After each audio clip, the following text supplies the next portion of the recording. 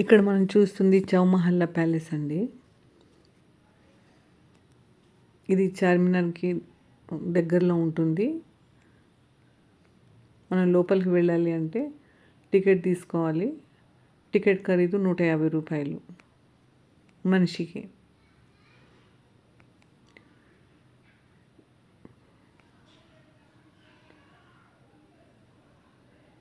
ఇప్పుడు ఇక్కడ మనం చూస్తుంది బయటికి వెళ్ళటానికి, లోపల రావటానికి. ఇప్పుడు మనం లోపలికి వెళ్తున్నాము. ఆ తలుపులు కానీ ద్వారబంధాలు కానీ చూడండి ఎంత పటిష్టంగా ఉన్నాయో. అప్పుడు పనితనం అది. ఇక్కడ నిజాంల నివాసం అండి ఇది. వాళ్ళు ఇక్కడ ఉండే పరిపాలన సాగించేవాళ్ళు. చౌమహల్లా ప్యాలెస్ అంటే 4 మహళ్ళు. పర్షియన్ భాషలో చహర్ అంటే 4 అండి. అరబీ భాషలో మహల్లత్ అనగా సౌధాలు. అలా దీనికి చౌమహల్లా అనే పేరు పెట్టబడింది. ఉన్నత స్థాయి ప్రభుత్వ రాజరిక కార్యక్రమాలన్నీ ఈ ప్యాలెస్లో జరిగేవి. వాళ్ళ నివాసం కూడా ఇక్కడే. ఉన్నారు కదా, చుట్టూ భవనాలు, మధ్యలో ఉద్యానవనం లాంటిది. వాటర్ ఫౌంటైన్లు, ఫిరంగిలు అన్నీ మనకు కనిపిస్తాయి. ఇప్పుడు ఈ పక్క నుంచి మనం తిన్నగా ఆ లోపల నుంచి వెళ్ళిపోతే ఆ చివరి వరకు లోపల నుంచి వెళ్ళొచ్చు, బయట నుంచి కూడా మనం వెళ్ళొచ్చు.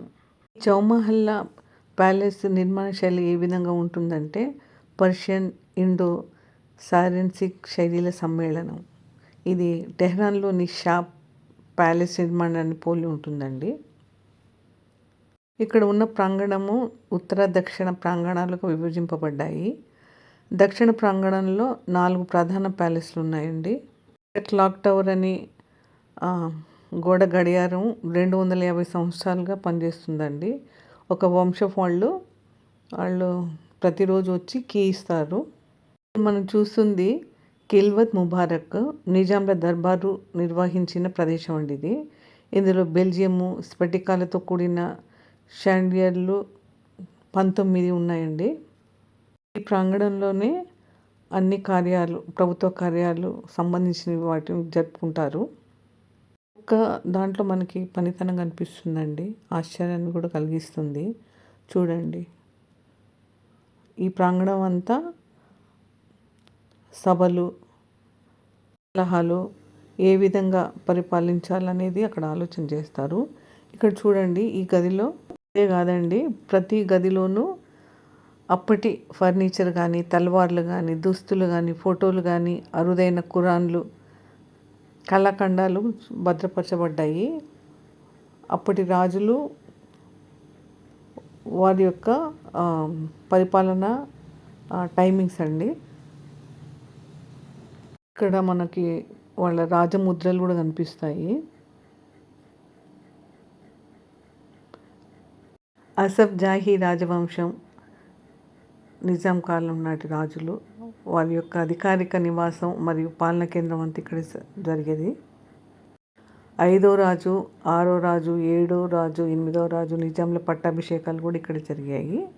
చౌమహల్లా ప్యాలెస్ నిజాం కాలపు సంస్కృతి, వారసత్వం మరియు వైభవాన్ని ప్రతిబింబిస్తుందండి. ఇప్పుడు ఎలా ఉండేది అనేది కూడా ఫోటోల రూపంలో మనకు చూపిస్తారు. ఇక్కడ కిటికీలు చూస్తే ఆశ్చర్యాన్ని కలిగిస్తుంటాయి. ఆ పనితనం, కిటికీ డిజైన్లు, పెద్ద పెద్ద కిటికీలు, వాటిని స్టక్కు కళాకృతులతో డిజైన్ చేయబడ్డాయండి. ఇక్కడ చూడండి, సీల్స్, రాజముద్రికలు. ఇప్పుడు మనకు స్టాంపులు అలాంటివి ఉన్నాయి కదా, చూడండి ఆ కిటికీలు, ఆ డిజైన్ కానీ, ఆ పైన చూడండి సీలింగ్ కూడా.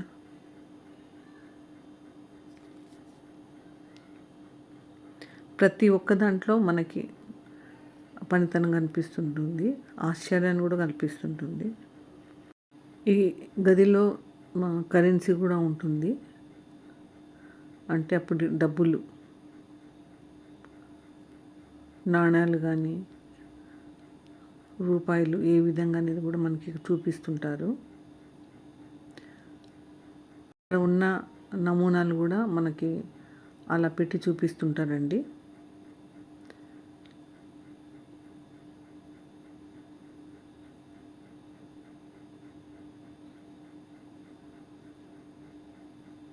ముఖ్యంగా పిల్లలు కూడా తెలుసుకొని ఉండాలి. చౌమహల్లా ప్యాలెస్లో ఈ దర్బారు గుండెకాయ లాంటిదండి. ఇది అసఫ్జాహీ వంశపు అధికార ప్రదేశము. రాజులు ఇక్కడే తమ దర్బారును అంటే సభను సమావేశపరిచేవారు. వాళ్ళకి వింటేజ్ అవార్డ్స్ కూడా వచ్చాయి. రాజుల దగ్గరే ఉండే పరిపాలకులు అండి వీళ్ళు. వాళ్ళ ఫోటోలు చూపిస్తున్నారు మనకి. చిన్నప్పటి ఫోటోలు కూడా ఉన్నాయి. ఆ కాలంలో జరిగేవన్నీ మనకి ఫోటోల రూపంలోనూ టీవీల రూపంలోనూ చూపిస్తున్నారు. అప్పటి దర్బారు ఏ విధంగా ఉందో చూడండి. టీవీలో మాత్రం వాళ్ళు ఏ విధంగా వాహనాల ద్వారా వచ్చేది వాళ్ళ సంప్రదాయాన్ని తెలియజేస్తుందండి.